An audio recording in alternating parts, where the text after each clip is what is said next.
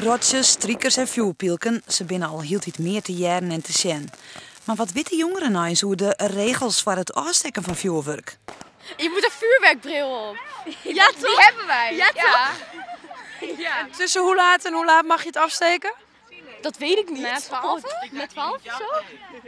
Of na 9? Ik weet het Nee, ik weet het niet. Volgens mij dat je van 6 tot 2 was het volgens mij, dat je vuurwerk af mag steken. Dat vind ik wel jammer, want ik was overdag ook wel bezig met vuurwerk en zo. Ik weet dat pas na 10 uur, dacht ik, of 6 uur mag vuurwerk mag afsteken dit jaar. Verder weet ik het niet. Vuurwerkbril op en na 12 uur samen het afsteken. Oké, 6 uren, 10 uren, 12 uren. Het liep het net heel duidelijk.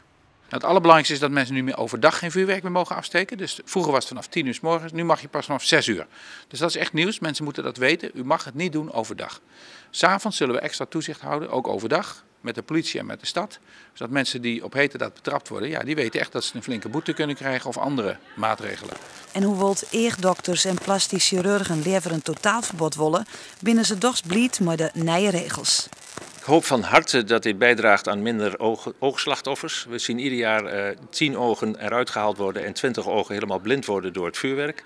We hopen dat nu de kortere periode is voor het afsteken, dat er minder slachtoffers vallen. Maar of de jongeren er extra blied mooi binnen? Ik deed altijd eerst met vrienden en nu kan dat niet meer. Nou, kan wel, maar dan pas wat later. En dat is wel jammer. Ik vind het eigenlijk nergens op slaan, want ja, oké, ongelukken gebeuren. En dat kan per ongeluk gaan of ja, het gebeurt toch wel. Dus het is amper tegen te houden. Ik denk niet dat mensen zich er iets van aantrekken. Ik denk dat ze alsnog gewoon 's ochtends en 's middags gewoon vuurwerk afsteken. Ik snap het niet. Het ging altijd al, mocht je eerder vuurwerk afsteken, dus ik snap niet waarom het nu veranderd moet worden.